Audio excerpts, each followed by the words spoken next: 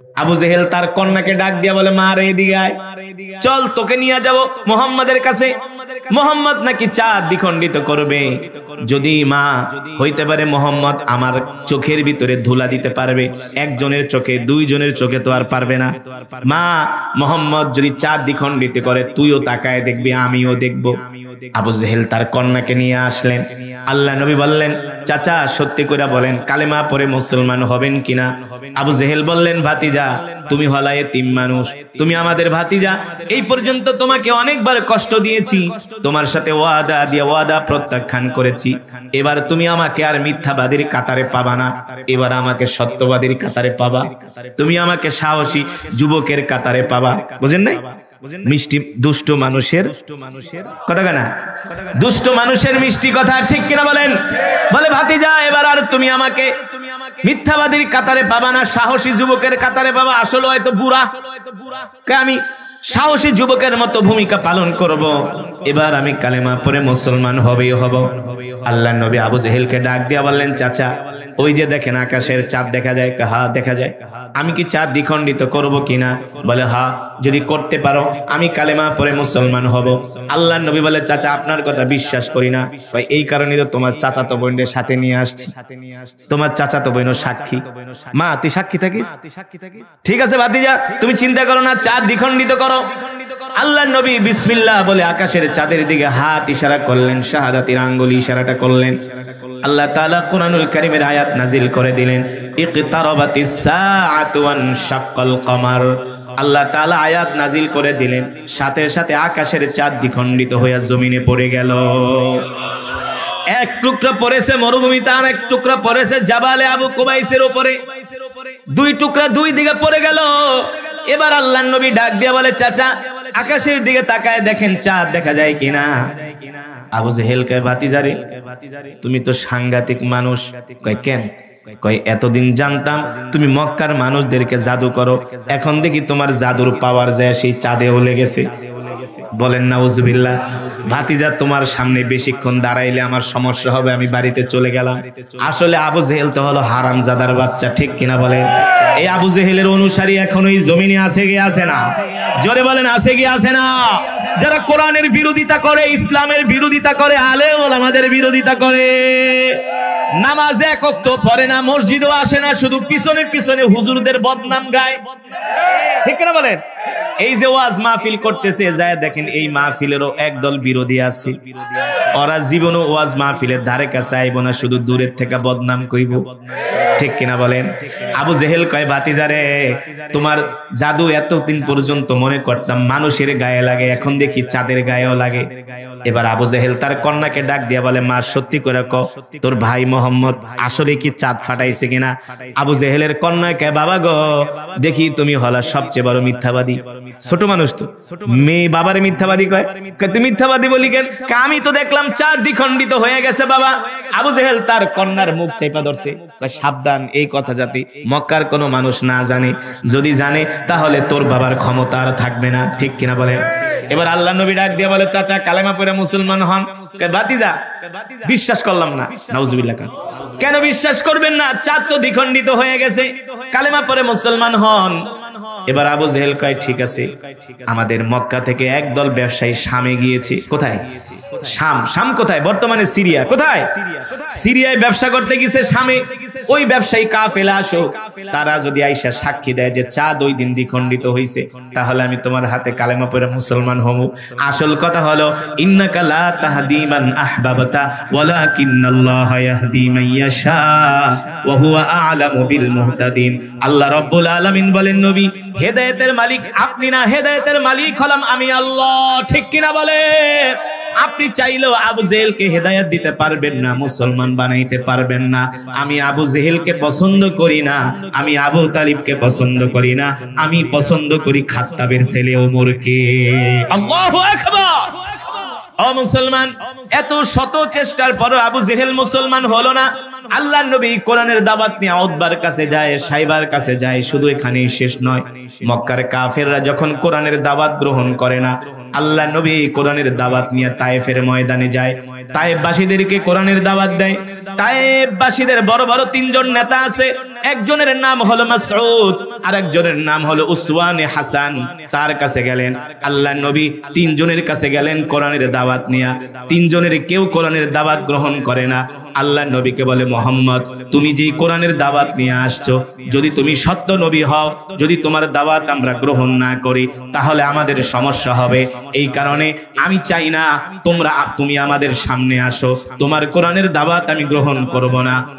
তায়েফের আরেকজন নেতা বলে, মুহাম্মদ মক্কার জমিনে এত ধনী মানুষ থাকতে তোমার মতো গরিব মানুষকে কেন আল্লাহ নবী বানাইছে? বলেন নাউজুবিল্লাহ, আরো জোরে বলেন নাউজুবিল্লাহ। তায়েফের কাফেরেরা শেষ পর্যন্ত কালেমার দাওয়াত তো গ্রহণ করলই না, উল্টা আমার নবীকে পাথর মেরে রক্তাক্ত করেছে। সিরাত ইবনে হিশামের মধ্যে আসছে, আল বিদায়া ওয়ান নিহায়ার মধ্যে আসছে, মক্কার কাফেরেরা 1-2 মাইল রাস্তা না, 3 মাইল রাস্তা না, আল্লাহর নবীকে তারা 5 কিলোমিটার রাস্তা দৌড়াইছে আর পাগলের মতো পাথর মারছে। পাথরের আঘাতে আল্লাহর নবীর শরীর মোবারক ক্ষত বিক্ষত হয়ে গেছে, আল্লাহর নবীর জামা মোবারক রক্তে ভিজে গেছে। শেষ পর্যন্ত মক্কা তায়েফের এক কাফের আল্লাহর নবীর ডান পায়ের ভিতরে একটা পাথর মেরেছে। আল্লাহর নবী দাঁড়ানো ছিল, দাঁড়ানো থেকে আল্লাহর নবী জমিনে পড়ে গেছে। শেষ পর্যন্ত তায়েফবাসীদের পাথরের আঘাত খায় আল্লাহর নবী জমিনে পড়ে গেছে। নবীজির সাথে ছিলেন যায়েদ ইবনে হারেসা। আল্লাহর নবী ডাক দিয়ে যায়েদকে বললেন, যায়েদ আমাকে ধরো। যায়েদ রাদিয়াল্লাহু তাআলা আনহু আল্লাহর নবীকে ধরলেন। আল্লাহর নবী বলে, যায়েদ রে, তায়েফের কাফেররা আমাকে এমন ভাবে পাথর মারলো, আমার সারা শরীরটা রক্তাক্ত করে ফেলেছে। আল্লাহর নবী বলে, যায়েদ দেখো কোনো বিশ্রামের জায়গা আছে কিনা। আল্লাহর নবী এত অসুস্থ হয়ে গেছেন, শরীর থেকে রক্ত ঝরতেছে। ওই অবস্থায় হযরত যায়েদ রাদিয়াল্লাহু তাআলা আনহু আল্লাহর নবীর হাত ধইরা তায়েফের ময়দান দিয়ে হাঁটতেছে। আল্লাহর নবী হাঁটতে পারে না, নবী খোঁড়ায় খোঁড়ায় হাঁটতেছে। নবী খুঁড়িয়ে খুঁড়িয়ে হাঁটে তায়েফের ময়দান দিয়া। নবীজের শরীরের রক্ত তায়েফের মাটিতে পড়ে। আল্লাহ তাআলা আরশে আজিম থেকে ডাক দিয়া বলে, জিবরাইল, এ জিবরাইল, যেই নবীকে সৃষ্টি না করলে আমি তামাম পৃথিবী কিছুই সৃষ্টি করতাম না। আমার হাবিবের রক্ত ঝরিয়েছে তায়েফের কাফেরেরা, আমি আল্লাহ সহ্য করতে পারি না। তাড়াতাড়ি করে আমার হাবিবের কাছে যাও, আমার হাবিবের থেকে অনুমতি দাও। আমার হাবিব যদি অনুমতি দেয়, আমি আল্লাহ 1 সেকেন্ডের মধ্যে চোখের পলকে তায়েফবাসীদেরকে পাথর চাপা দিয়া আমি আল্লাহ তায়েফবাসীদেরকে ধ্বংস করে দিল। জিবরাইল এসে আল্লাহ রাসূলের সামনে হাজির হলেন। আল্লাহর নবীর চোখে পানি। আল্লাহ তাআলার হাবিবকে জিবরাইল ডাক দিয়ে বলে, নবী আপনার চোখের পানি, আপনার শরীরের রক্ত আল্লাহ তাআলা সহ্য করতে পারছেন না, আপনি শুধু অনুমতি দেন, এই তায়েফে যত কাফের আছে সবগুলোকে আল্লাহ তাআলা পাথর দিয়া চাপা দিয়া ধ্বংস করে দিবে। আল্লাহ রাসূল আকাশের দিকে হাত উঠায় দোয়া করলেন, আল্লাহুম্মা হদি কওমি ফাইন্নাহুম লা ইয়ালামুন, আল্লাহুম্মা হদি কওমি ফাইন্নাহুম লা ইয়ালামুন। মাবুদ গো, আমার তায়েফবাসীদেরকে আপনি ধ্বংস করবেন না, আপনি তাদেরকে হেদায়েত দেন। তারা কালেমা পড়ে মুসলমান হয় নাই, তাদের প্রজন্ম কালেমা পড়ে মুসলমান হবে, ঠিক কিনা বলে। এবার হযরত যায়েদ আল্লাহ রাসূলের হাত ধরে একটা আঙ্গুরের বাগানের পাশে নিয়ে আল্লাহ রাসূলকে বসালেন। ওই আঙ্গুরের বাগানের মালিকের নাম হলো উতবা। নাম কি? ওই উতবা হলো মক্কার অধিবাসী। তায়েফে তার একটা আঙ্গুরের বাগান আছে। আল্লাহ নবী যায় সেই আঙ্গুরের বাগানে বিশ্রাম নিচ্ছে। আল্লাহ নবী 3 দিন পর্যন্ত কিছু খায় না। উতবা তাকায় দেখে আল্লাহর নবীকে পাথর মেরে মক্কার তায়েফের কাফেরেরা রক্তাক্ত করে ফেলেছে। শত হলেও উতবা হলো আল্লাহর নবীর আত্মীয়, মক্কার মানুষ। উতবার মায়া লেগে গেছে, মনে মনে ভাবে, হায় রে, মুহাম্মদের মতো এত ভালো মানুষ মক্কার জমিনে একজনও নাই। এই মানুষটাকে তায়েফের কাফেরেরা মানুষেরা এইভাবে পাথর মারলো। উতবার মায়া লেগে গেল আল্লাহর নবীর প্রতি। উতবা তার গোলামকে ডাক দিল, এই গোলাম মালি, এদিকে আয়। ওই যে যুবক বসে আছে রক্তাক্ত অবস্থায়, যা যুবকের জন্য 1 পেয়ালা আঙ্গুর নিয়ে যা, যুবককে যে আঙ্গুর দে। এই যুবককে আমি চিনি, এই যুবক হলো মক্কার সবচেয়ে ভালো মানুষ। আল্লাহু আকবার। এবার উতবার গোলাম মালি 1 পেয়ালা আঙ্গুর নিয়ে আল্লাহর নবীর সামনে আসলেন। আল্লাহর নবী 3 দিন পর্যন্ত কিছু খান না। আঙ্গুরের পেয়ালাটা হাতে নিয়ে আল্লাহর নবী একটা আঙ্গুর মুখে দিয়া বিসমিল্লাহ পড়লেন। বিসমিল্লাহ পড়ার পরে উতবার গোলাম মালি বলে, আনচা, আপনি কি মিন আইনা জিতা, কোত্থেকে এসেছেন? বলে, জিতু মিনাল মক্কা, আপনি মক্কা থেকে আসছেন। আপনার নাম কি? বলে, আমার নাম হলো মুহাম্মদ ইবনে আব্দুল্লাহ। আল্লাহর নবী ডাক দিয়া বলে, এ তোমার নাম কি? বলে আমার নাম হলো মালি। তুমি এখানে কি করো? বলে আমি উতবার আঙ্গুরের বাগানে চাকরি করি, তার গোলাম। আল্লাহ নবীকে উতবারে তো আমি চিনি, সে তো আমাদের মক্কার মানুষ। কাহা ঠিকই বলেছেন, এটা হলো উতবার আঙ্গুরের বাগান। আল্লাহ নবী বলে উতবা তো আমার দুশমন, উতবা তো আমাকে পছন্দ করে না, সে আমার জন্য আঙ্গুর পাঠাইলো। এবার উতবার গোলাম বলে আপনি জানেন না উতবা আপনার বিরোধিতা করতে পারে, উতবা আপনাকে দেখতে না পারে, কিন্তু মনে মনে উতবা আপনাকে ভালোবাসে, আপনার প্রশংসা করেছে আমার কাছে। আল্লাহু আকবার। এই জন্য আপনার কাছে আঙ্গুর পাঠাইছে, আপনি আঙ্গুর খান। আল্লাহর নবী বিসমিল্লাহ বলে আঙ্গুর মুখে দিল। এবার উতবার গোলাম মালি বলে সত্যি করে বলেন আপনার নাম কি? বলে আমার নাম হলো মুহাম্মদ ইবনে আব্দুল্লাহ। আল্লাহর পয়গম্বর বলে তোমার নাম? বলে আমার নাম মালি। তোমার বাড়ি কোথায়? আমার বাড়ি হলো নিনাওয়া শহরে। আল্লাহর নবী ডাক দিয়া বলে এ তোমার বাড়ি যদি নিনাওয়া শহরে হয়, সেই শহরে আমার একজন ভাই আছে। বলে আপনার ভাইয়ের নাম কি? বলে আমার ভাইয়ের নাম হলো ইউনুস বাত্তা আলাইহিস সালাম। আল্লাহর নবীকে উতবার গোলাম মালি বলে আপনি ইউনুস বাত্তাকে কিভাবে চিনেন? সে তো নবী। সুবহানাল্লাহ বলে। আল্লাহর নবী বলে কেন চিনব না, সেও নবী আমিও নবী। এই কথা শোনার পরে উতবার গোলাম মালি আল্লাহ নবীর হাত ধরে নবীর হাতে একটা চুমু দিছে। চুমু দিয়া বলে তাহলে আপনি কি সেই আখিরি জামানার পয়গম্বর? সুবহানাল্লাহ বলে। আপনি কি সেই আখিরি নবী যেই নবীর কথা আল্লাহ কোরআনে বলেছেন মা কানা মুহাম্মাদুন আবা আহাদিম মির রিজালিকুম ওয়ালাকির রাসূলুল্লাহি ওয়া খাতামান নাবিয়্যিন। আল্লাহ তাআলা কোরআনুল কারীমের মধ্যে বলেন নবী আপনি হলেন শেষ নবী, আপনার পরে আর কোন নবীর আগমন এই পৃথিবীতে হবে না। ঠিক কিনা বলেন? এবার উতবার গোলাম মালি বলে আপনার হাতটা আমার কাছে দেন। আল্লাহর নবীর হাতে চুমু দিয়া বলে আপনি আর দেরি করবেন না, আপনি এখনই আমাকে কালেমা পড়ায় মুসলমান বানায় দেন। দূর থেকে সাইবা উতবা দেখতেছে তার গোলাম আল্লাহর নবীর সাথে কথা বলে। গোলামকে ডাক দিছে তাআলাও ইয়া মালি, এদিকে আয়। ওই যুবকের সাথে কি কথা বলছ? আরে যুবককে তুই চিনোস নাকি? এই যুবক হলো একটা জাদুকর। উতবার গোলাম মালিকা আপনি না একটু আগে তার প্রশংসা করলেন, এখন জাদুকর কইতেছেন নিশ্চয়ই কোনো কি আছে, কারণ আছে। এবার উতবার গোলাম মালিকা শোনেন, আসল জায়গায় হাত দিয়া ফেলাইছি। একটু আগে আপনি তার প্রশংসা করলেন, বললেন তার মতো ভালো মানুষ মক্কায় নাই। এখন আমি একটু তার সাথে গল্প করতেছি, আপনি বলেন সে হলো জাদুকর। আসলে সে জাদুকর নয়, মিথ্যাবাদী নয়, সে হলো নবী। কয় তুই জানোস কিভাবে? কয় আমি তার নাম তাওরাত কিতাবের মধ্যে শুনেছি। আল্লাহু আকবার। আমি ইহুদিদের মুখে শুনেছি শেষ জামানায় একজন নবীর আবির্ভাব হবে যার নাম হবে মুহাম্মদ ইবনে আব্দুল্লাহ। সে কালেমার দাওয়াত দেওয়ার জন্য তায়েফে আসবে, আর আমিও তায়েফে আপনার বাগানে চাকরি করতেছি এই নবীকে পাওয়ার জন্য। এখন এই নবীকে পায়া গেছি, আমি আর আপনার বাগানে চাকরি করব না, আমি তার হাতে হাত রেখে কালেমা পড়ে মুসলমান হয়ে গিয়েছি। উতবার গোলাম মালিক কালেমা পড়ে মুসলমান হয়ে গেল। আল্লাহু আকবার। আল্লাহর নবী এবার তায়েফ থেকে আবার মক্কায় গেল। মক্কার কাফেরদেরকে দিনের দাওয়াত দেয়। মক্কার কাফেররা আল্লাহর নবীর উপরে এত অত্যাচার করে, এত নির্যাতন করে, জুলুম করে, নির্যাতনের মাত্রা এমন বাড়িয়ে দিয়েছে মক্কার কাফেররা। আল্লাহর নবী রাস্তা দিয়ে হাঁটে, মক্কার কাফেররা আল্লাহর নবীর হাঁটার পথে কাঁটা বিছিয়ে রাখে। আল্লাহর নবী নামাজ পড়তে যায়, মক্কার কাফেররা আল্লাহর নবীর গায়ে ঢিল ছুঁড়ে, নাউজুবিল্লাহ বলে। আল্লাহর নবী সিজদায় যায়, আবু জেহেল উটের পচা নারী ভুঁড়ি এনে আল্লাহর নবীর পিঠের উপরে চাপায় দেয়। এমন অত্যাচার, নির্যাতন, জুলুম করতেছে মক্কার কাফেররা। আল্লাহর নবী ডাক দিয়া, আল্লাহ তাআলা আল্লাহর নবীকে ডাক দিয়া বলে হাবিব আপনি আর মক্কায় থাকবেন না, এখন মক্কায় থাকা আপনার জন্য নিরাপদ না, এবার আপনি মক্কা থেকে হিজরত করে মদিনায় চলে যান। আল্লাহু আকবার। আল্লাহ তাআলার এই পয়গাম শুনে আল্লাহর নবী কষ্ট পাইলেন, কারণ মক্কা হলো বাবার দেশ, মক্কা হলো মায়ের দেশ, মক্কা হলো তার জন্মভূমি। কেউ তার জন্মভূমি ছেড়ে যেতে চায় না, ঠিক কিনা বলেন? এই বাংলাদেশে 20 লক্ষ রোহিঙ্গা আছে, রাখাইনের মুসলমান আছে। আমি মাঝে মাঝে সেই কক্সবাজারের উখিয়াতে মাহফিল করতে যাই, অনেক রোহিঙ্গারা মাহফিলে আসে। রোহিঙ্গাদেরকে জিজ্ঞেস করি ভাই দেশ ছাইরা চলে আসছেন কারণ কি?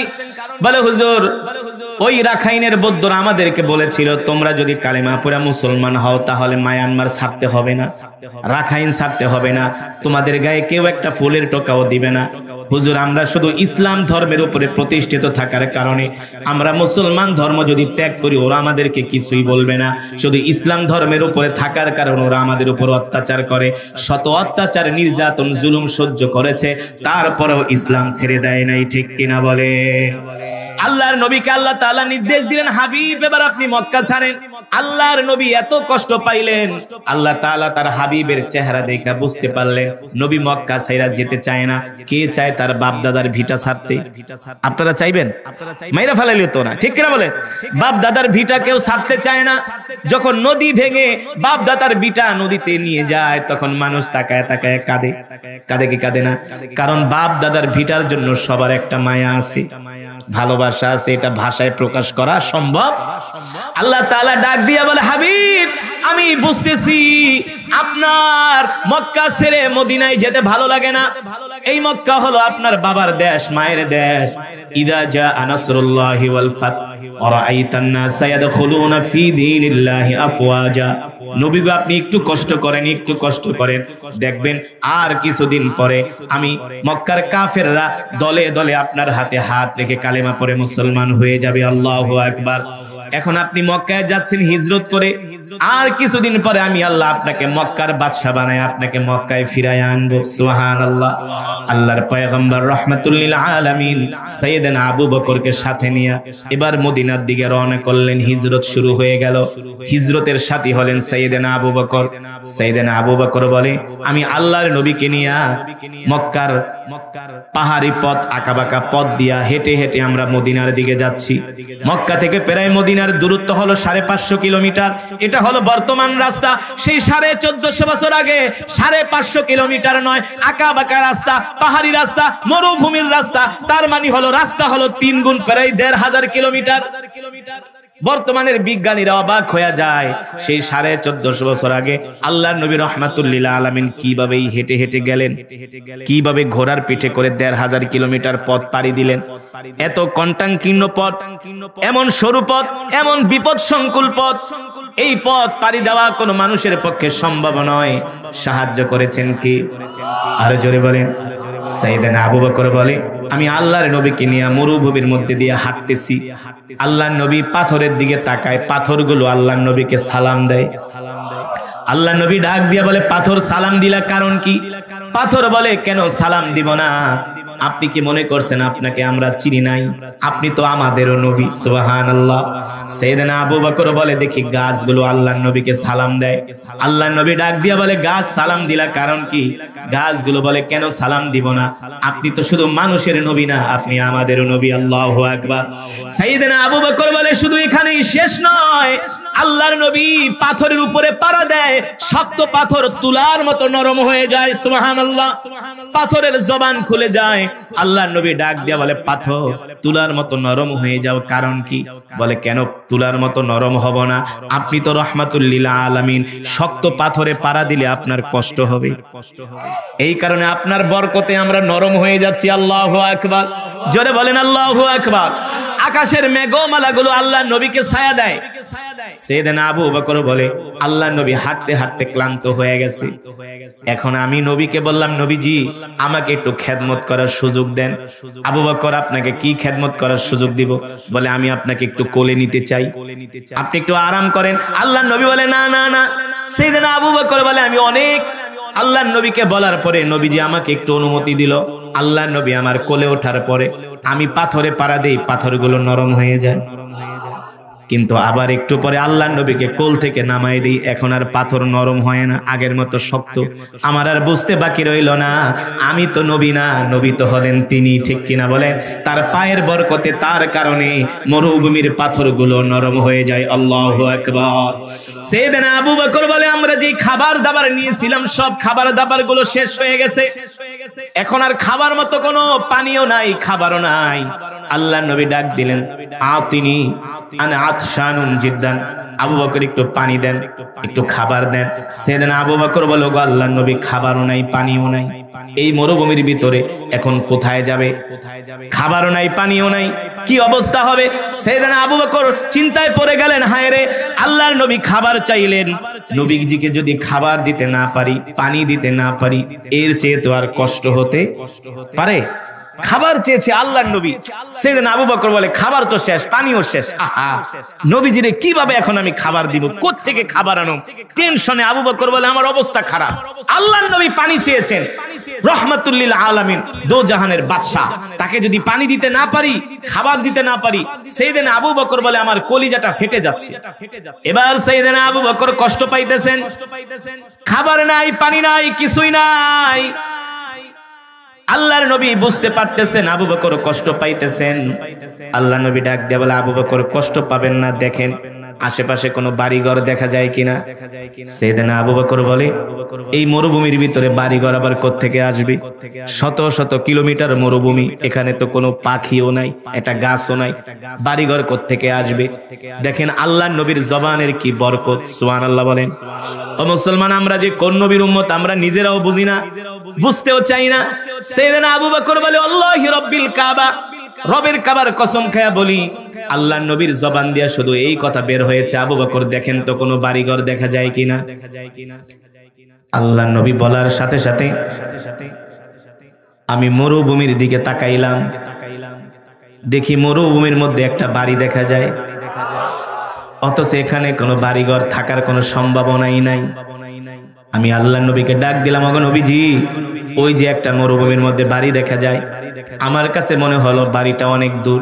আল্লাহর নবী আমার হাতে হাত রাখার সাথে সাথে আমার মনে হলো চোখের পলকে বাড়ির সামনে চলে আসছি। আল্লাহর নবী বলে, আবু বকর চলেন, ওই বাড়িতে যে আমরা মেহমানদারি গ্রহণ করব, তাদের থেকে আমরা কিছু খাবার দাবার চাইবো, পানি চাইবো, আমরা ওদের বাড়িতে কিছুক্ষণের জন্য মেহমান হব। যখন সূর্যের আলো কমবে তখন আমরা আবার যাত্রা শুরু করব। আল্লাহর নবীকে সহ আবু বকর ওই ঘরের সামনে গেলেন, দেখলেন ছোট্ট একটা ঘর, ভাঙ্গা একটা কুঠুরি, বাড়িতে কোনো মানুষজন দেখা যায় না, ঘরের দরজা লাগানো ভিতর থেকে। আল্লাহর নবী ডাক দিলেন, যান আবু বকর ঘরের দরজায় নক করেন। সেইদিন আবু বকর ঘরের দরজায় যায় নক করলেন, ইফতাহিল বাব, দরজা খোলো, কে আসো? একবার ডাক দিলেন, কোনো আওয়াজ নাই। দ্বিতীয়বার ডাক দিলেন, কোনো সারা শব্দ নাই। তৃতীয়বার সেদিন আবু বকর ডাক দিলেন, ইফতাহিল বাব, কে আসো ঘরে, দরজা খোলো, কোনো সারা শব্দ নাই। চতুর্থবারের সময় ঘর থেকে একটা আওয়াজ আসতেছে, মিন আইনা জিতা, কোত্থেকে আসছো তোমরা? জিতু মিনাল মক্কা, আমরা মক্কা থেকে আসছি।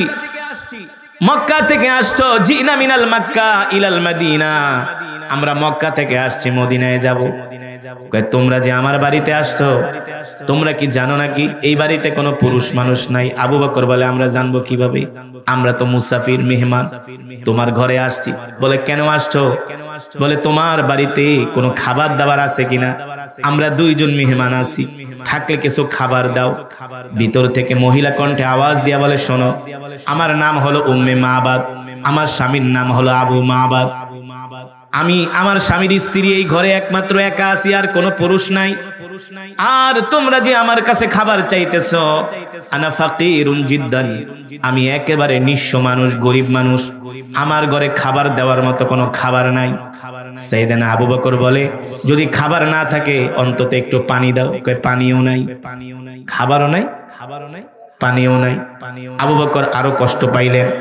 সেদিন আবু বকর রাদিয়াল্লাহু তাআলা আনহু আরো কষ্ট পাইলেন, হায় রে, মনে হয় না আল্লাহর নবীকে কোনো খাবার দাবার দিতে পারবো। এবার আল্লাহর নবী রহমাতুল লিল আলামিন তাকায় দেখেন, উম্মে মাবাদের ঘরের সামনে একটা বকরি বাঁধা। কি বাঁধা? ঘরের সামনে একটা বকরি বাঁধা। আল্লাহর নবী ডাক দিয়ে বলে, আবু বকর, উম্মে মাবাদকে বলেন, যদি পানিও না থাকে, খাবারও না থাকে, তার ঘরের সামনে একটা বকরি বাঁধা আছে। এই বকরি থেকে আমরা একটু দুধ, দুইজনে দুধ দহন করে দুইজনে পান করি। এতে করে উম্মে মাবাদের কোনো দাবি আছে কিনা, সে অনুমতি দিবে কিনা। দেখেন আল্লাহর নবীর কেমন ইনসাফ, আল্লাহর নবীর কেমন ব্যবহার। আমরা যদি হইতাম এত শত শত পথ জার্নি কইরা কোনো বাড়িতে যায় যদি দেখতাম কোনো মহিলা মানুষ, কিসের আবার জিগাজিগি, আগে খাওয়ান ধর, ঠিক কিনা বলে। আল্লাহর নবী বলে আবু বকর আগে অনুমতি নেন। আল্লাহর নবী তো রাহমাতুল লিল আলামিন। আল্লাহ তাআলা কোরআনুল কারীমে সে কথাই বলছেন, ওয়ামা আরসালনাকা ইল্লা রাহমাতাল লিল আলামিন। আল্লাহু আকবার। এবার সাইয়েদনা আবু বকরকে আল্লাহর নবী বলে, আবু বকর, উম্মে মাবাদের ঘরের সামনে বকরি বাঁধা, উম্মে মাবাদকে অনুমতি দিতে বলেন, আমরা এই বকরি থেকে একটু দুধ দহন করে দুইজনে পান করি, তৃষ্ণা নিবারণ করি। সাইয়েদনা আবু বকর বলে, উম্মে মাবাদ, আপনার ঘরের সামনে একটা বকরি বাঁধা আছে, যদি অনুমতি দেন আমরা এই বকরি থেকে একটু দুধ পান করি। উম্মে মাবাদ বলে, শুনুন, আমার ঘরের সামনে যেই বকরি বাঁধা আছে এটা হলো একটা অসুস্থ বকরি। এই বকরি হাঁটতে পারে না, প্রতিবন্ধী, চলতে পারে না, দুধ দিবে তো দূরের কথা, সে নিজেই অসুস্থ। এই কারণে আমরা তাকে ঘাস খাওয়ানোর জন্য মাঠেও নিয়ে যাই না, মরুভূমির কোথাও তাকে নিয়ে যাই না। কোথা থেকে তোমাকে দুধ দিবে বলে? আল্লাহর নবী বলে, আবু বকর, আপনি শুধু উম্মে মাবাদের থেকে অনুমতি আনেন, দুধ দহন করার দায়িত্ব আমার। জোরে কোন সুবহানাল্লাহ। আল্লাহর নবী যেহেতু এই কথা বলেছে, সাইয়েদনা আবু বকরের বিশ্বাস হয়ে গেছে, নিশ্চয়ই আল্লাহর নবীর পক্ষে অসুস্থ বকরির থেকেও দুধ দহন করা সম্ভব। কারণ তিনি তো মানুষের নবী না, তিনি হলেন সমস্ত পাখির নবী, সমস্ত কীট পতঙ্গের নবী, সমস্ত পশুদের নবী, ঠিক কিনা বলে? আমার নবী শুধু মানুষের নবী না, গাছের নবী, মাছের নবী, ওই বকরিরও নবী। আল্লাহর নবী বলে, আবু বকর, আপনি শুধু অনুমতি আনেন, দুধ দহন করার দায়িত্ব আমার। এবার সাইয়েদনা আবু বকর বলে, উম্মে মাবাদ, আপনি শুধু অনুমতি দেন। মহিলা মানুষ একবার দুইবার বলার পরে রাগ করছে, বলতেছি অসুস্থ বকরি, দুধ দিবে কোথা থেকে, আমার কথাকে তোমাদের বিশ্বাস হয় না। আবু বকর বলে, শুধু অনুমতি দেন, দুধ দহন করার দায়িত্ব আমাদের। এবার উম্মে মাবাদ রাগ কইরা তিনি বলে, ঠিক আছে, যাও, পারলে দুধ দহন করে খাও, আমার কোনো অসুবিধা নাই, আমার কোনো দাবি নাই। আল্লাহর নবী বলে, আবু বকর, তাহলে একটা পাত্র দিতে বলেন, কারণ দুধ দহন করে কোথায় রাখবো? উম্মে মাবাদ একটা ছোট পাত্র দিলেন। আল্লাহর নবী বলে, আবু বকর, এই ছোট পাত্রে হবে না, বড় পাত্র দিতে বলেন। মহিলা মানুষ আবার রাগ করছে, সুবহানাল্লাহ বলেন।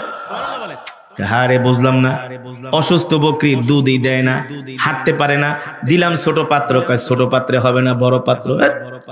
তার একটু কৌতূহল হলো, কি বলে বড় পাত্র? তিনি ঘরের দরজাটা একটু ফাঁকা কইরা বাইরের দিকে তাকালেন।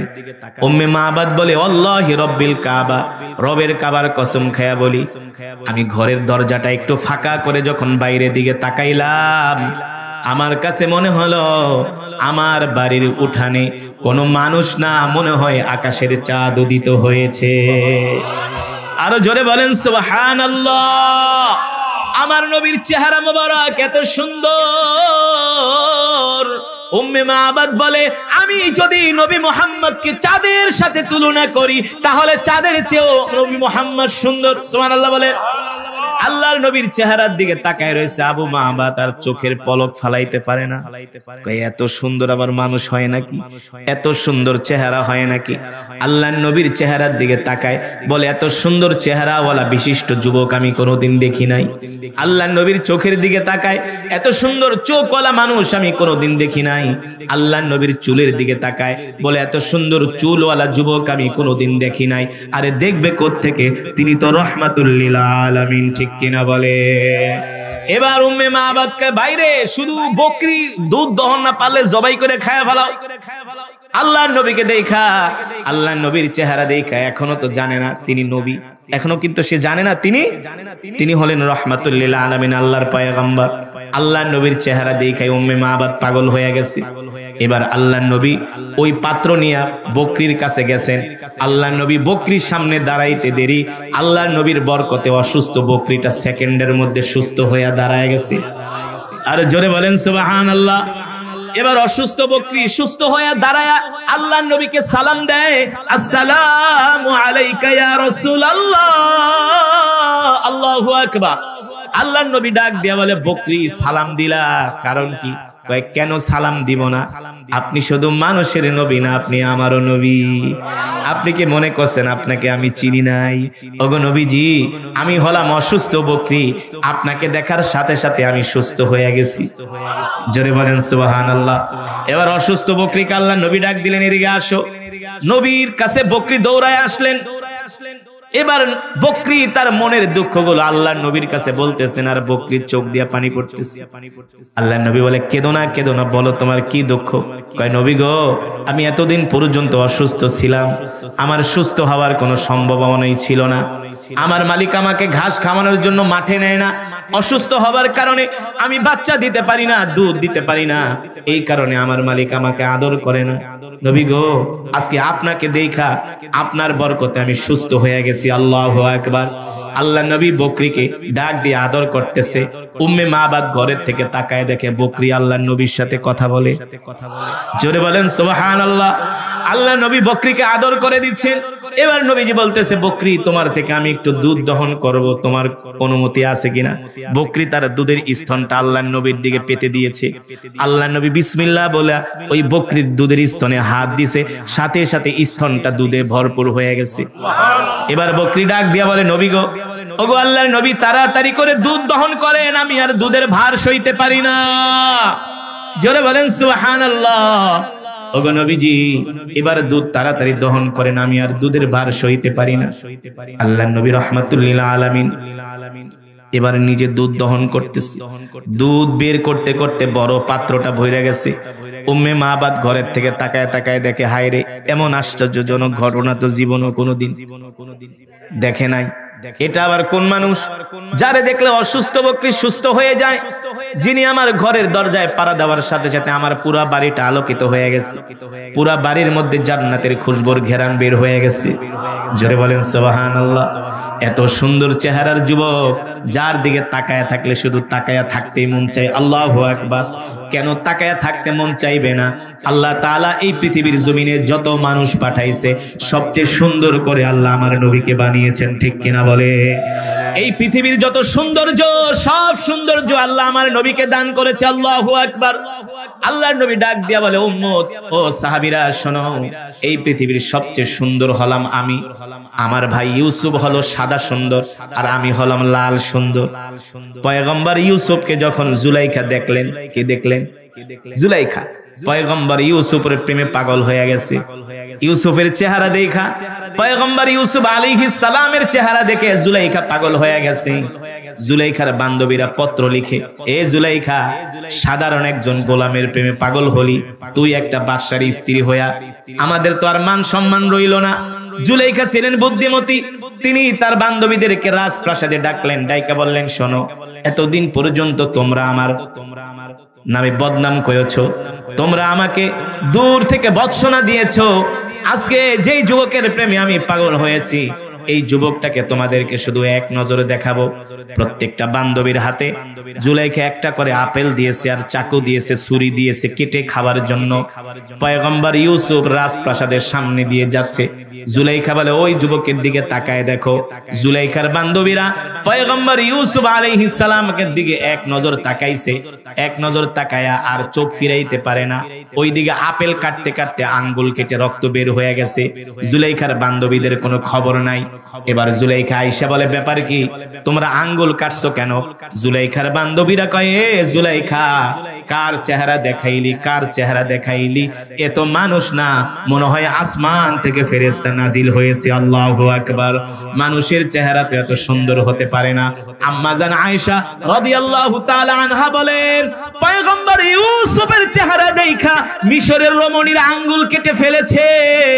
আমার স্বামী মুহাম্মদ সাল্লাল্লাহু আলাইহি ওয়াসাল্লামের চেহারা যদি মিশরের রমণীরা দেখতো, আঙ্গুল কাটতো না, কলিজা কাইটা ফালাইতো, তারপরে তারা আল্লাহর নবীর চেহারা থেকে নজর ফিরাতে পারতো না। আল্লাহু আকবার।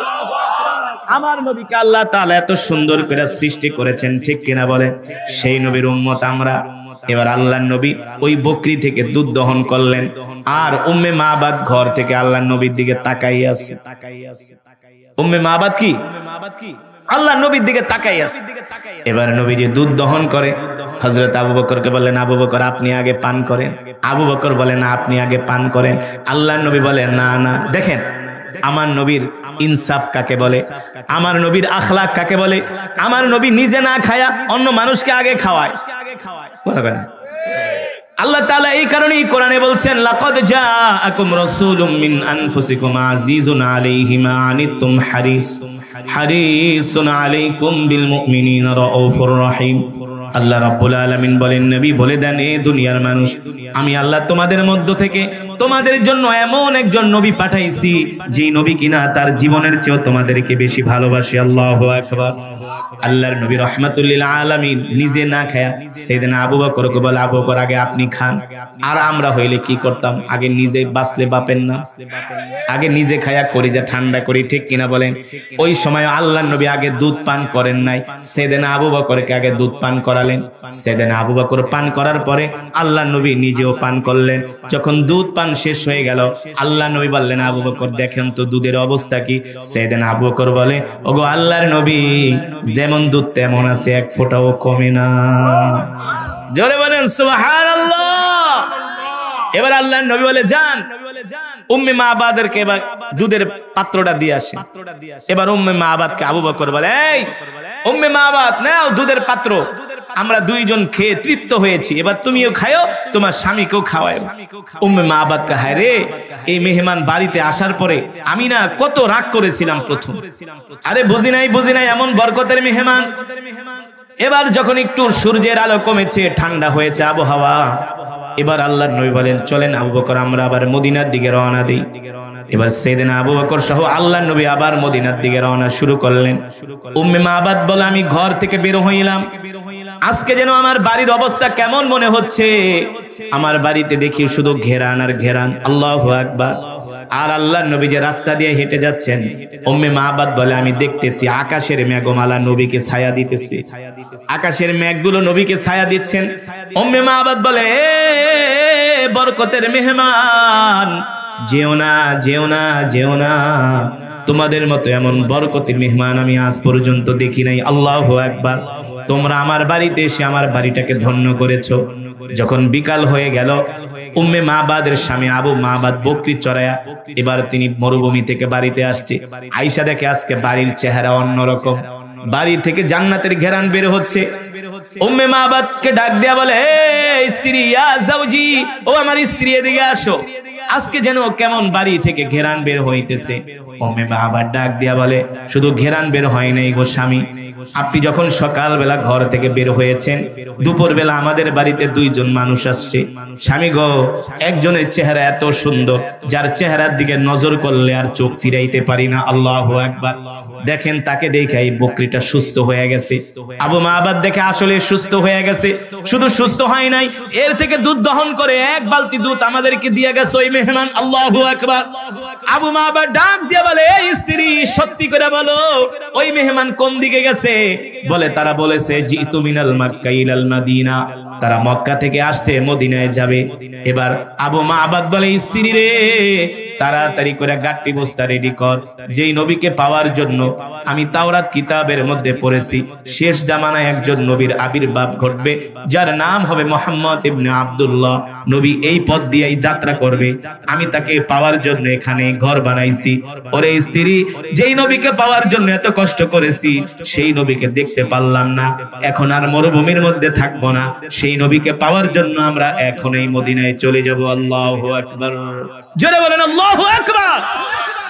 আবু মাবাদ বলে, ঘরঠর ভাঙ, গাট্টি বস্তা যা আছে সব লয়ে এখন মদিনায় যাব। মদিনায় যে সেই নবীর হাতে হাত রেখে কালেমা পড়ে মুসলমান হব। আল্লাহু আকবার। মুসলমান সেই নবীর উম্মত আমরা, যেই নবীর জন্য কুল কায়নাত পাগল, যেই নবীর জন্য সারা পৃথিবী পাগল, যেই নবীর জন্য সমস্ত পয়গম্বররা পাগল, যেই নবীর জন্য সমস্ত ফেরেশতারা পাগল, আমরা সেই নবীর উম্মত। খুশি নাকি বেজার? জোরে বলেন, খুশি নাকি বেজার? যদি আমরা খুশি হই, তাহলে সেই নবীর সুন্নত আমাদেরকে মানতে হবে। রাজি আছেন? সেই নবীর কি করতে হবে? সুন্নত গুলো মানতে হবে। আল্লাহর নবী সে কথাই বলছেন, মান আহাব্বা সুন্নতি ফাকাদ আহাব্বানি ওয়া মান আহাব্বানি কানা মাই ফিল জান্নাহ। আল্লাহর নবী বলে, উম্মত তোমরা যদি আমার সুন্নতগুলো মানো, আমি নবী তোমাদেরকে সাথে করে আল্লাহর জান্নাতে প্রবেশ করব। আল্লাহু আকবার। নবীর সুন্নত কি? আফসুস সালাম, আমরা এক মুসলমান আরেক মুসলমানকে সালাম দিব। ওয়া আতইমুত তাআম, আমরা ক্ষুধার্তদেরকে খাওয়াবো। লিনুল কালাম, আমরা এক মুসলমান আরেক মুসলমানের সাথে নরম ভাষায় কথা বলবো। মুসলমানের সাথে ঝগড়া করব না, কোনো প্রতিবেশীর সাথে ঝগড়া করব না, ভাই ভাইয়ের সাথে ঝগড়া করব না, এক বাড়ির মানুষ আরেক বাড়ির মানুষের সাথে ঝগড়া করব না, এক দলের মানুষ আরেক দলের সাথে মারামারি করব না। ঠিক কিনা বলেন? আমরা এক মুসলমান আর এক মুসলমানের সাথে নরম ভাষায় কথা বলবো, আমরা ক্ষুধার্তদেরকে খাওয়াবো, আর দেখলে আগে আগে সালাম দিব। আল্লাহর নবী রাহমাতুল লিল আলামিন আবু জেহেলকে ডাকলেন, হে আবু জেহেল, ইয়া আম্মি, চাচা আবু জেহেল, আপনি আমার কাছে প্রমাণ চান আমি আল্লাহর নবী কিনা? আপনি সত্য করে বলেন, যদি আমি প্রমাণ দিতে পারি আমি আল্লাহর নবী, তাহলে কি আপনি কালেমা পড়ে মুসলমান হবেন কিনা? আবু জেহেল বললেন, ভাতিজা, জীবনে আমি তোমার সাথে অনেকবার মিথ্যা কথা বলেছি, আমি তোমাকে বারংবার ধোঁকা দিয়েছি, এবার আমি আর তোমাকে ধোঁকা দিব না। আমি আবু জেহেল, আমি আমার বাপ দাদার কসম খায়া বললাম, আমি লাত মানাতের কসম খেয়ে বললাম, আমি আবু জেহেল তোমাকে আর ধোঁকা দিব না। তুমি যদি আমার এই প্রমাণটা দেখাতে পারো, তাহলে আমি নিঃসন্দেহে তোমার হাতে হাত রেখে কালেমা পড়ে মুসলমান হব। আল্লাহর নবী বলে, চাচা, আপনি যদি প্রমাণ পেতে চান, আগামীকাল সন্ধ্যার সময় আপনি আমার সাথে আইসা দেখা করবেন, আমি আকাশের চাঁদটাকে দ্বিখণ্ডিত করব। এবার তো আবু জেহেল টেনশনে পড়ে গেলেন। এই পর্যন্ত মোহাম্মদ যে নবী, যতবার প্রমাণ চেয়েছি ততবার মোহাম্মদ আমাকে প্রমাণ দিয়েছে, কিন্তু আমি মোহাম্মদের হাতে হাত রেখে কালেমা পড়ে মুসলমান হই নাই। কিন্তু আজকে মোহাম্মদ বলতেছে সে আকাশের চাঁদকে দ্বিখণ্ডিত করবে। আকাশের চাঁদ দ্বিখণ্ডিত করা পৃথিবীর কোন মানুষের পক্ষে সম্ভব নয়। কথা বলে না? সম্ভব নাকি? এমনকি আল্লাহর নবীর পক্ষেও আকাশের চাঁদ দ্বিখণ্ডিত করা সম্ভব? সম্ভব। আল্লাহর নবীর পক্ষে কি আকাশের চাঁদ দ্বিখণ্ডিত করা সম্ভব? সম্ভব। কার পক্ষে? আরো জোরে বলুন, কার পক্ষে? আরো ইমানি আওয়াজ দিয়ে বলুন, কার পক্ষে? যিনি আকাশের মালিক, যিনি চন্দ্রের মালিক, যিনি সূর্যের মালিক, তার পক্ষে সম্ভব। ঠিক কিনা বলেন? কোরআনুল কারীমের মধ্যে আল্লাহ তাআলা আয়াত নাজিল করে দিয়েছে, ও জিবরাইল যাও যাও। কোরআনুল কারীমের 27 পারায় আল্লাহ তাআলা চাঁদের নামে একটা সূরা নাজিল করছে। সেই সূরার নাম হলো সূরাতুল কমার। সুবহানাল্লাহ বলেন। ইকতারাবাতিস সাআতু ওয়ান শাক্কাল কমার। সুবহানাল্লাহ বলেন। আল্লাহ তাআলা জিবরাইলকে পাঠিয়ে দিয়েছে, জিবরাইল, ও জিবরাইল যাও।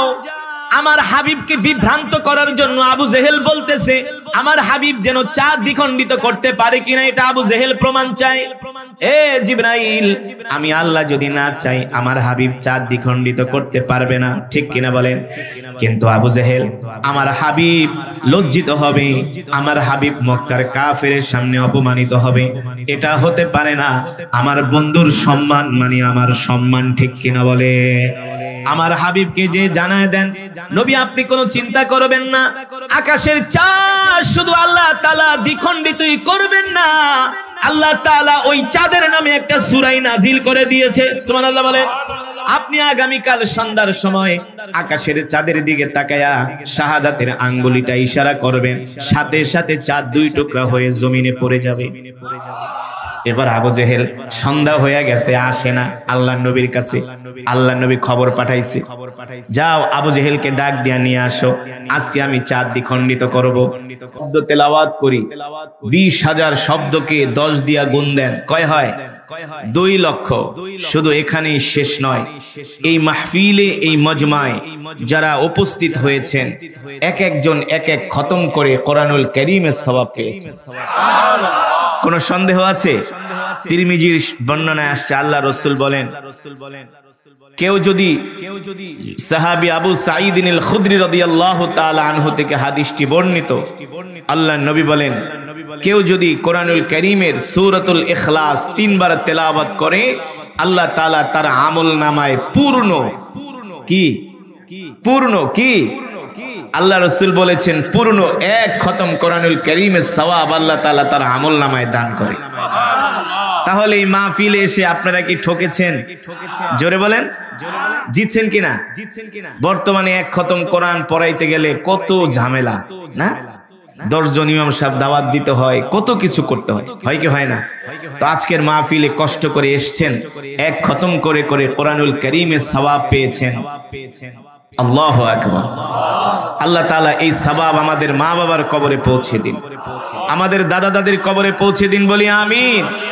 আপনারাই বলুন, যে মজমার মধ্যে এতগুলো খতমে কোরআনের সওয়াব হয়, ওই মজমায় দোয়া করলে আল্লাহ তাআলা সেই দোয়া ফিরাই দিতে পারে? আপনাদের দিল কি বলে? আমার দিল বলে আল্লাহ সেই দোয়া ফিরাই দিতে পারে না। আর আমি তো মুসাফির। হাদিস শরীফে এসেছে, আল্লাহ রাসূল বলছেন, বুলেটের গুলি মিস যেতে পারে, মুসাফিরের দোয়া মিস যায় না। তো আমি আপনাদেরকে নিয়ে বয়ানের শেষে শেষ মোনাজাত দিব ইনশাআল্লাহ। শেষ মোনাজাত দিয়ে আমরা বাড়িতে যাব। ওয়াদা করছেন না? উঠাউঠি করবেন না তো? যদি উঠাউঠি করেন তাহলে বয়ান বন্ধ করে দিব, কোনো উঠাউঠি করা যাবে না। আমরা ইনশাআল্লাহ মোনাজাত দিয়ে বাড়িতে যাব। আল্লাহ তাআলা আমাদের তৌফিক দান করুন, এই মাজমাকে আল্লাহ তাআলা কবুল করুন। আলহামদুলিল্লাহ আলহামদুলিল্লাহ নাহমাদুহু ওয়া নাস্তাঈনুহু ওয়া নাস্তাগফিরুহু ওয়া নু'মিনু বিহি ওয়া নাতাওয়াক্কালু আলাইহি ওয়া নাউযু বিল্লাহি মিন শুরুরি আনফুসিনা ওয়া মিন সাইয়্যাতি আমালিনা। من يهده الله فلا مضل له ومن يضلله فلا هادي له ونشهد أن لا إله إلا الله وحده لا شريك له ونشهد أن سيدنا ومولانا محمدا عبده ورسوله الذي أرسله بالحق بشيرا ونذيرا وداعيا إلى الله بإذنه وسراجا منيرا. أما بعد فأعوذ بالله من الشيطان الرجيم. بسم الله الرحمن الرحيم. قل إن كنتم تحبون الله فاتبعوني يحببكم الله ويغفر لكم ذنوبكم والله غفور رحيم. وقال تعالى وما أرسلناك إلا رحمة للعالمين. وقال رسول الله صلى الله تعالى عليه وسلم والله لا يؤمن أحدكم حتى أكون أحب إليه من والده وولده والناس أجمعين أو كما قال النبي عليه الصلاة والسلام.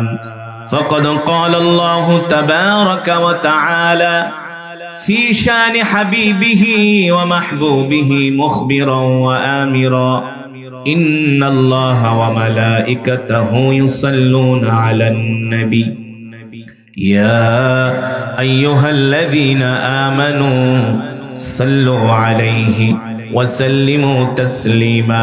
محبت نمازের درود إبراهيم পড়ি আওয়াজ করে اللهم صل على محمد وعلى آل محمد.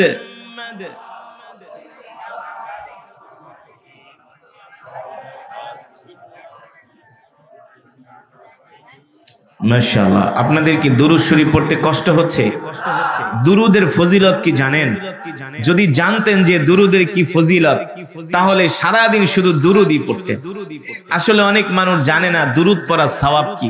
যে যেই জিনিসের মূল্য বোঝে সেই জিনিসের জন্য সে বেশি কষ্ট করে, ঠিক কিনা বলেন? করে কি করে না? এই যে আমি বললাম 3 বার সূরা ইখলাস পড়লে 1 খতম কোরআনুল কারীমের সওয়াব পাইবে। এখন সামনে থেকে অনেকেই পড়বে। তো দুরুদ এমন একটি ইবাদত, আল্লাহর নবী বলে উম্মত তুমি যদি আমার প্রতি একবার দুরুদ পড়ো আল্লাহ তাআলা সাথে সাথে তোমার 10টা গুনাহ maaf করে দিবেন। মান সাল্লা আলাইয়া ওয়াহিদান সাল্লাল্লাহু আলাইহি ওয়াসাল্লাম 10। সুবহানাল্লাহ বলেন। আল্লাহর নবী বলে উম্মত তুমি যদি আমার উপরে একবার দুরুদ পড়ো আল্লাহ তাআলা তোমার উপরে 10 বার রহমত নাজিল করবে। শুধু এখানেই শেষ নয়, আল্লাহর নবী বলে, উম্মত তুমি যদি আমার নামে দুরূদ পড়ো, জান্নাতে যাওয়ার জন্য আল্লাহ তাআলা তোমার পথ 10 কদম আগায় দিবেন। দুরূদের এত ফজিলত। আচ্ছা বলেন, এই পৃথিবীর মালিক কে? আল্লাহ তাআলার কোনো ইবাদত করার দরকার আছে? আছে? কোনো প্রয়োজন আছে? আমরাই তো তার ইবাদত করি। আর তার ইবাদত করার জন্য আল্লাহ তাআলা অগণিত ফেরেশতা আল্লাহ তাআলা বানিয়ে রেখেছেন। ওয়া ইম মিন শাইইন ইল্লা ইউসাব্বিহু বিহামদিহি ওয়ালাকিন লা তাফকাহুনা তাসবিহাহুম ইন্নাহু কানা হালিমান গফুরা। আল্লাহ তাআলা বলে, নবী দুনিয়ার মানুষদেরকে বলে দেন, দুনিয়ার মানুষ যদি আমার তাসবিহ না পাঠ করে, এতে করে আমার আল্লাহর কিছু যাবে আসবে না। ঠিক কিনা বলেন? এতে করে আমার রাজত্বের কোন জায়গা দিয়া কমে যাবে না, কারণ আমি আমার তাসবিহ পাঠ করার জন্য ফেরেশতা বানিয়েছি। আমি আল্লাহ অগণিত কীট পতঙ্গ সৃষ্টি করেছি মানুষ বাদে, যারা 24 আওয়ার্স জিকির করে। কার? আরে জোরে বলেন কার? 24 আওয়ার্স আল্লাহ তাআলার জিকির করতেছে পশু পাখিগুলো, ফেরেশতারা। ঠিক কিনা বলেন? তো আমরা যদি আল্লাহ তাআলার জিকির না করি, তাতে আল্লাহর কিছু কোন দিক দিয়ে কোনো ক্ষতি হবে না, বরঞ্চ আমরা ক্ষতির মধ্যে পড়ব। ঠিক কিনা বলেন? তিনি তো আল্লাহ, তিনি তো এই পৃথিবীর একচ্ছত্র ক্ষমতার মালিক, তিনি তো এই পৃথিবীর রাজা বাদশাদেরকে ক্ষমতায় বসান, আবার ক্ষমতা থেকে উঠান। ঠিক কিনা বলেন? মুসলমান, সেই আল্লাহ নিজে বলছেন, সেই আল্লাহ তাআলা নিজে বলছেন। বলবো কি বলছেন? শোনেন ভালো করে। অনেকে দুরূদ পড়ার সময় আস্তে আস্তে পড়ে, দুরূদ পড়ার পরে দুরূদ পড়ার ভিতরে কোনো মহব্বত নাই। না, আপনাকে দুরূদ পড়তে হবে হৃদয়ের সবটুকুন ভালোবাসা দিয়ে। আপনি জানেন আপনি কার নামে দুরূদ পড়ছেন? যিনি হলেন ইমামুল আম্বিয়া, সাইয়্যিদুল মুরসালিন, খাতামুন নবিয়্যিন, যার পরে আর কোন নবীর আগমন হবে না।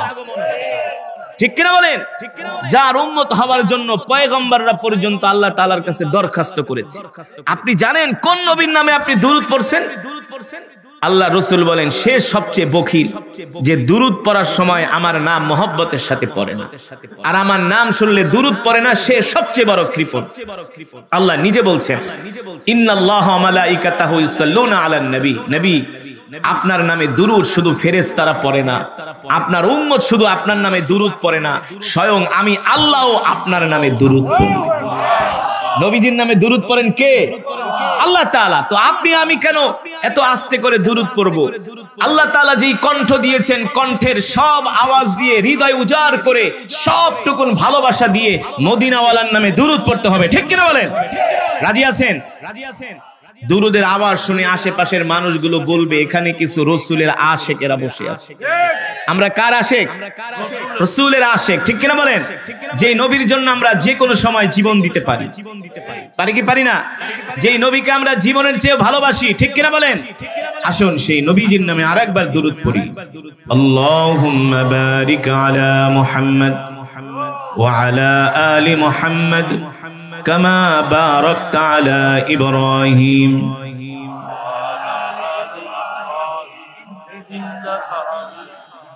মাশাআল্লাহ।